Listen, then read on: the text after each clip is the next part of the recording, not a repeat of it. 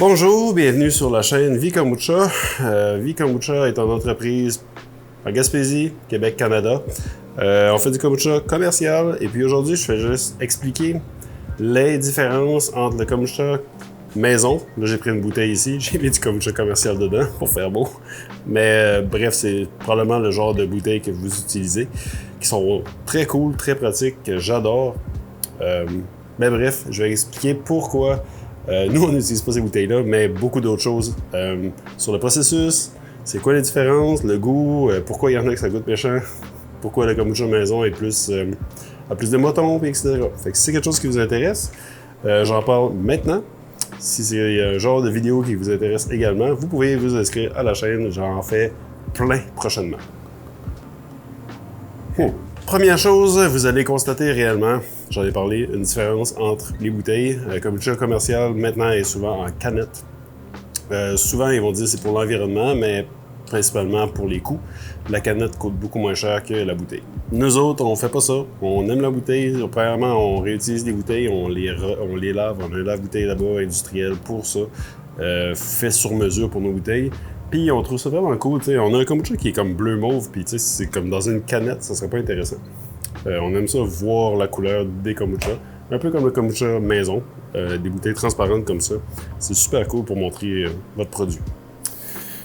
Mais le kombucha commercial a tendance à utiliser des bouteilles vissables avec des bouchons d'aluminium, puis tout ça, c'est souvent...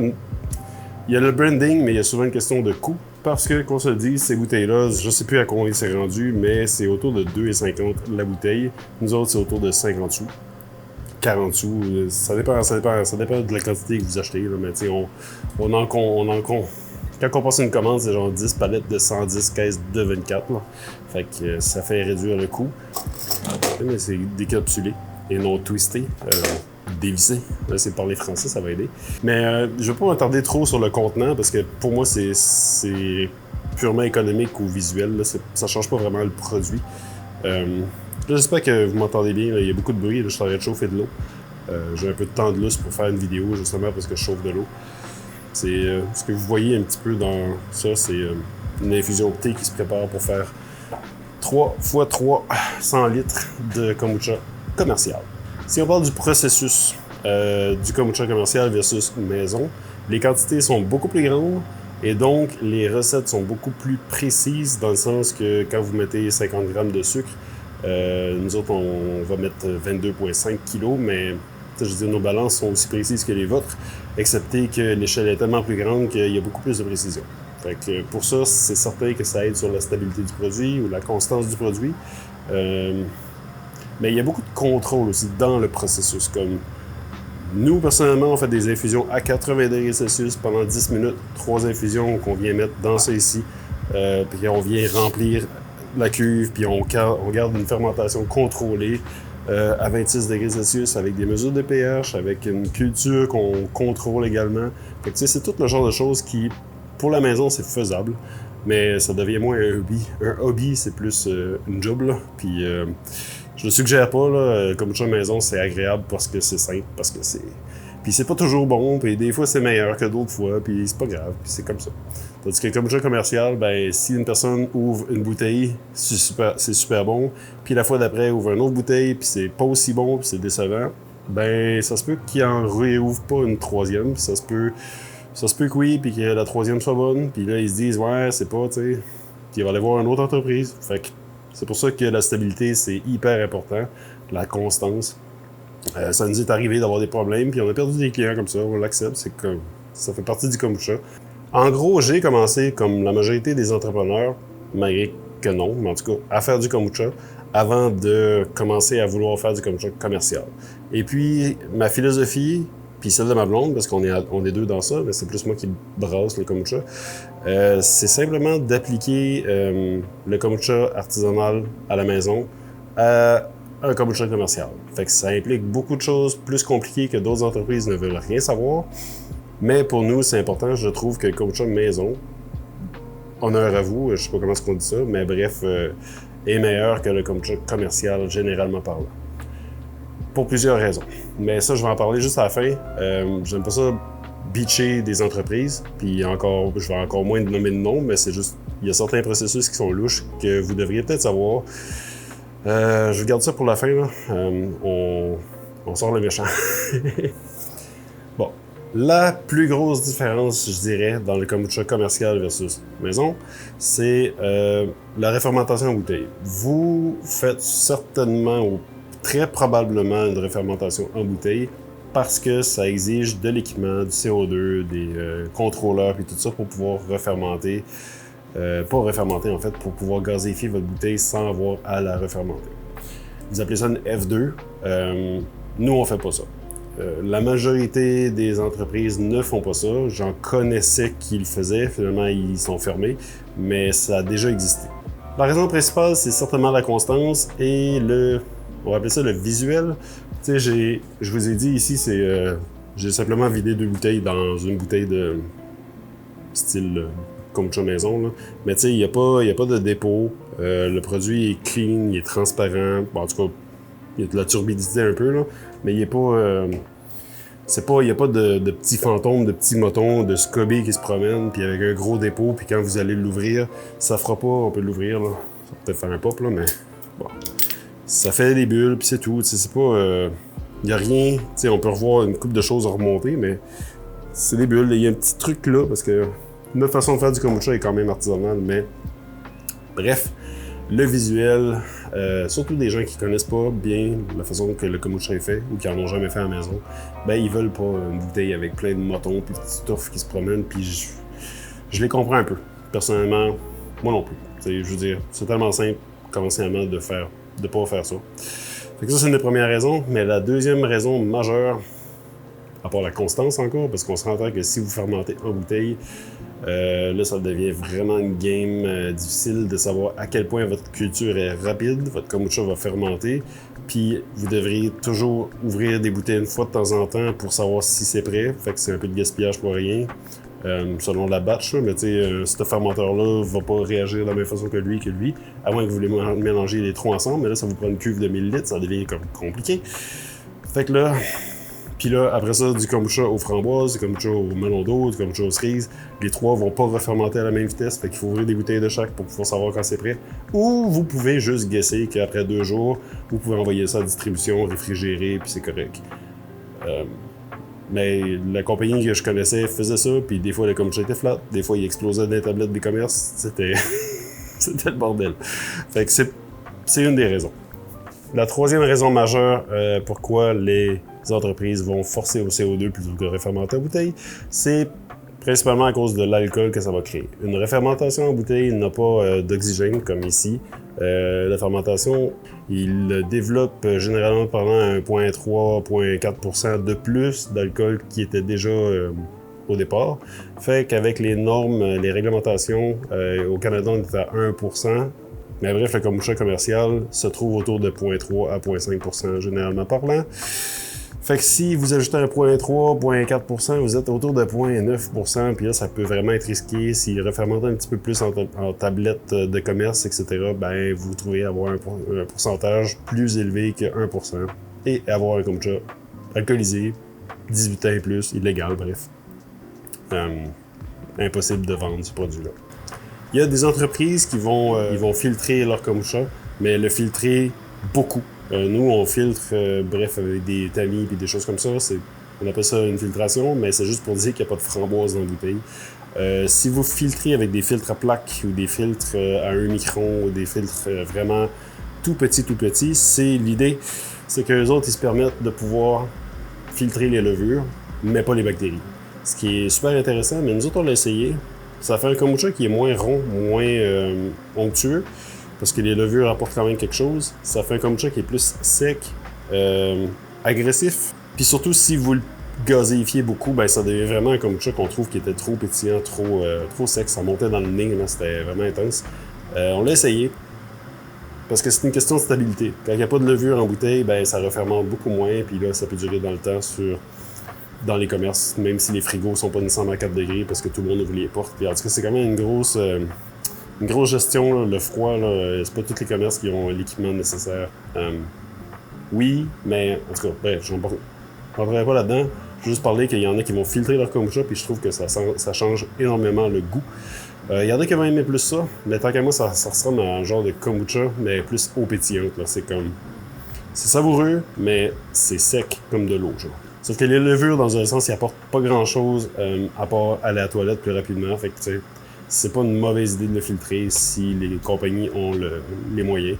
Mais en tout cas, nous autres, ça n'a jamais les filtres. On trouvait que le goût était comme moins intéressant. Puis, bref, ça, c'est personnel. Il y a un sujet aussi qui est intéressant, c'est quand je faisais du kombucha maison, d'acheter du thé vert en feuilles lousses, là, je peux en dire autrement qu'en feuilles. C'était faisable, mais il y avait vraiment pas beaucoup d'entreprises qui le faisaient, puis c'était comme thé vert, sancha, telle sorte, puis c'est tout. Puis thé noir, c'était pour moi impossible d'en trouver. Je me ramassais à utiliser des thés noirs en sac, là, en poche, là, genre Kinko, les compagnies. Puis tu sais, la qualité est pas vargeuse, c'est pas super top qualité. Versus kombucha commercial, où est-ce que là, j'ai un distributeur, un fournisseur qui a 250 sortes de thé vert, 250 sortes de thé noir de partout dans le monde.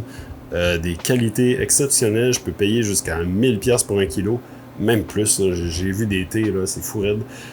Ben, c'est sûr que pour le kombucha, c'est peut-être pas applicable, c'est pas rentable de toute façon, mais on a quand même choisi 2 sortes de thé vert, thé noir, qui nous plaisaient. Un qui est vraiment frais, un thé noir qui est plus fruité. Tu sais, c'est notre choix. Puis en feuilles ou moulu ou de telle origine, Chine, Afrique, Japon, on a le choix de tout ça. Fait que pour le choix des ingrédients, malheureusement pour le kombucha à la maison, c'est quand même difficile. Moi, ça me dérangerait pas si quelqu'un vient me voir et qui veut acheter du thé. Je vais le faire au prix, je le fais pour des amis. Je le ferai au prix du kilo plus le transport, là, tout simplement. Mais pas trop souvent, parce qu'on n'est pas une entreprise on vend pas du thé, on vend du kombucha quand même. Là. Mais en passant, on vend de la culture de kombucha. J'en parle pas souvent, là. Mais ce qui est dans le baril bleu, dans le fond, là, c'est une culture de kombucha pour faire du kombucha. Nous, c'est ce que je m'apprête à utiliser pour partir une batch. Ça, on en vend. J'ai augmenté le prix parce que la Post Canada a monté les prix en fou, là. Mais Post inclus, on vend ça 25$ Canada. Et à l'international, on est rendu à 45$. Fait que c'est un 330 ml, c'est assez pour faire un 4 litres de kombucha. Puis après ça, vous pouvez être autonome avec ça. C'est du coup, si vous en avez besoin, on a ça. Bon, assez parlé de ça. Je sais même plus où je suis rendu. Ouais, par rapport aux ingrédients, ben même chose pour le sucre. On a du sucre de canne bio en poche de 25 kg. C'est vraiment, tu sais, on achète 1000 kg d'un coup, mais on a accès à un sucre de super belle qualité. Après ça, pour tous les ingrédients aussi, on peut acheter de la lime déshydratée, on peut acheter plein de trucs comme ça, mais à coût de 16 kg, les fournisseurs, on les négocie, ou en tout cas pas les négocier, mais on les magasine, puis on va chercher vraiment des produits de très bonne qualité, versus, ben vous pourriez acheter de la lime, la déshydrater, puis l'utiliser, mais tu sais, le processus c'est compliqué, puis on le fait nous autres aussi, on ramasse même nos propres ingrédients qu'on fait sécher, puis etc. Fait que je vous comprends là-dessus, mais bref, il y a beaucoup d'entreprises qui se cassent pas la tête avec ça, ils vont acheter des extraits, des jus, de la pulpe, des fruits déshydratés, etc. Puis, selon la qualité, ça fait des bons produits ou pas. C'est discutable, mais s'ils payent, ils peuvent avoir quelque chose de super bon. Ben là, je pense qu'on pourrait parler de pourquoi le kombucha commercial n'est pas buvable des fois. La réponse à cette question-là est quand même facile à répondre, dans le sens que kombucha commercial égale argent, égale je vais essayer de trouver de l'argent sur les ingrédients ou sur le processus pour faire plus de profit. Fait qu'il y a beaucoup d'entreprises qui vont faire des concentrés de kombucha qui vont juste diluer. Question de stabilité aussi, là. On s'entend qu'un vinaigre de kombucha avec de l'eau pétillante puis des extraits de thé, des extraits de fruits ou des jus concentrés, c'est beaucoup plus facile à embouteiller puis à produire. Tu prends un kombucha, tu le laisses vieillir jusqu'à temps que ça soit complètement fini. Là, t'es sûr qu'il n'y a pas d'alcool, t'es sûr qu'il va... il pourrait fermenter en fou, c'est pas grave. Ça va même pas être une cuve ouverte, t'as juste besoin d'ouvrir la cuve à la fin puis ça finit par faire un vinaigre. Le goût est toujours pareil, toujours stable, toujours... Puis ça vieillit pas dans le temps, fait que tu peux faire 3 cuves puis laisser ça aller pendant 2-3 mois, peu importe. Puis après ça, utiliser un 10% à la place de toute la bouteille, mettre ça, de l'eau pétillante, des extraits. Fait que ce processus-là, tant qu'à moi, est commercial, industriel. C'est ce qui fait que beaucoup de kombucha sont infecte. Je vais utiliser un mot léger. C'est ce qui fait en sorte que notre entreprise a de la misère à se démarquer par rapport aux autres produits qui sont genre des eaux pétillantes aromatisées ou des limonades et tout ça. Parce que le monde, il voit le mot kombucha puis ils font comme « Ah non, ça c'est dégueulasse, j'aime pas ça ». Je trouve que les entreprises qui font ça comme raccourci, souvent ils tirent dans le pied des autres entreprises qui essaient vraiment de faire quelque chose de mieux. Puis souvent, leurs produits sont un petit peu plus chers que ces entreprises-là, fait qu'ils vendent pas à cause que le monde se dit « Oh, je mettrais pas 5$ sur une bouteille de kombucha parce que je sais que j'aime pas le kombucha ». Je voulais pas bitcher, mais ça arrive. J'aime pas rabaisser les autres entreprises, puis c'est pas pour remonter la note, c'est vraiment juste pour apprendre que, bref, votre kombucha que vous achetez à l'épicerie, au commerce du coin, est peut-être pas aussi bien fait que d'autres kombucha qui se donnent plus d'efforts. Se donnent plus de mal, mettent plus d'efforts. Mais sinon, à titre informatif, est-ce que il y a des kombucha qui le pasteurisent. Puis là, c'est pas écrit sur la bouteille kombucha pasteurisé. Ils vont souvent même écrire genre 1 milliard de bactéries ou de probiotiques. Je sais pas comment est-ce qu'ils formulent ça exactement, mais nous autres, on sait pas combien de milliards qu'il y a de bactéries dans notre kombucha, simplement parce qu'on les a pas ajoutées. Certaines entreprises vont pasteuriser leur kombucha, comme ça il est stable, puis il n'y a plus rien qui vit dedans. Puis c'est comme un jus acide, avec tous les acides organiques restent, mais ce qui est vivant ne l'est plus. Bref, il manque juste les probiotiques, les levures, on n'en a pas besoin, comme je disais tantôt. Fait que ce qu'ils vont faire, ils vont prendre une sorte de probiotique qui existe, qui se trouve à être le G... je sais plus, je vais mettre le code là, parce que là, je me rappelle pas par cœur. Mais bref, j'ai appris que c'est un probiotique de laboratoire, ou enfin, c'est un probiotique qui est utilisé partout dans le monde alimentaire. Je veux dire, vous pourriez acheter des gâteaux, des bartendes, du yogourt. Vous dites yaourt en France. Je sais pas, j'ai jamais compris pourquoi on dit yogourt, vous dites yaourt. Le G, vous le prononcez pas, genre. En tout cas, c'est pas important, là. Puis ces probiotiques-là, bref, ils supportent la chaleur, ils supportent le temps, ils n'ont pas besoin d'être réfrigérés. Fait que vous pourriez retrouver un kombucha en vente sur Amazon ou sur des tablettes pas nécessairement réfrigérées, ou des fois ils vont le réfrigérer juste parce que c'est plus le fun d'avoir un kombucha froid, mais pendant le transport, c'est pas nécessaire, fait que ça fait un produit qui est hyper stable. Sauf que les probiotiques sont pas des lactobacillus puis acétobactères et compagnie qui sont dans le kombucha, ça se trouve être une sorte de probiotique qui est je sais pas quoi. Puis dans les effets secondaires, il y a des problèmes gastro-intestinaux, puis de digestion, puis tout ça. Fait que ça fait quasiment le contraire de ce qu'ils disent, mais c'est considéré comme un probiotique, simplement parce que c'est une bactérie. Je sais pas, ça, je suis pas un gars de laboratoire, mais je sais que ça se fait, puis je trouve ça vraiment dommage. Regardez les étiquettes. Regardez-les. Si vous voyez qu'il y a un code par rapport ou que c'est écrit probiotique ou que je sais pas comment c'est écrit, ben c'est dans les ingrédients, c'est pas une fermentation, ça a été ajouté. Puis tant qu'à regarder les étiquettes, regardez si le premier ingrédient c'est eau ou eau pétillante. Dans ce cas-ci, ça veut dire que c'est un kombucha dilué. Les ingrédients, ça commence par culture de kombucha.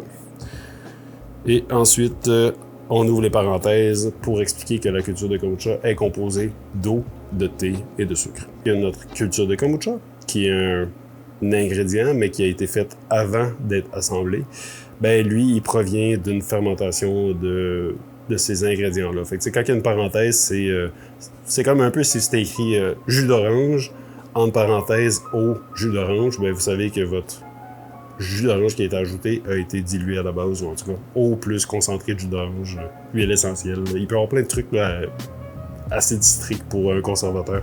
Fait que tout ce qui est entre parenthèses, c'est ce qui compose l'ingrédient précédent. Fait que bref, si c'est écrit eau en premier, c'est parce qu'il rajoute de l'eau dans le thé. Bon. Donc, ne lâchez pas la patate. Continuez à faire votre kombucha ou informez-vous et achetez du kombucha local, artisanal, d'entreprises qui se forcent. C'est le meilleur geste que vous pourriez faire pour avoir du kombucha santé, parce qu'on s'entend qu'un produit pasteurisé n'a pas les mêmes propriétés. Puis de toute façon, c'est tellement le fun d'avoir son propre kombucha. Nous autres, c'est une passion qui s'est développée avec le temps, mais à la maison, c'est le fun. Des fois, il était pas bon, des fois, il était bon. Puis des fois, je le partageais. Puis on partage tout le temps les meilleurs, puis on regrette parce que c'est pas eux autres qu'on boit. Là. On finit par boire ceux qu'on aime moins. Puis... Donc, si vous aimez le kombucha maison et puis que vous savez pas vraiment comment faire, vous pouvez visiter la chaîne YouTube Vikombucha. On en a On a plein de vidéos sur le sujet. J'ai abordé tous les détails. Ça peut être vraiment précis comme ça peut être vraiment basic. Faites le tour, lâchez vos commentaires, etc. Moi, personnellement, je vais reprendre un peu la chaîne et puis refaire beaucoup de vidéos parce que je trouve qu'il y a de l'information qui est manquante sur certaines, puis d'autres, je trouve que la qualité est juste mauvaise, le son est mauvais. Mais pour l'instant, je vise beaucoup sur le partage d'informations. Donc, si c'est quelque chose qui vous intéresse, abonnez-vous et on se revoit dans une prochaine vidéo. Merci.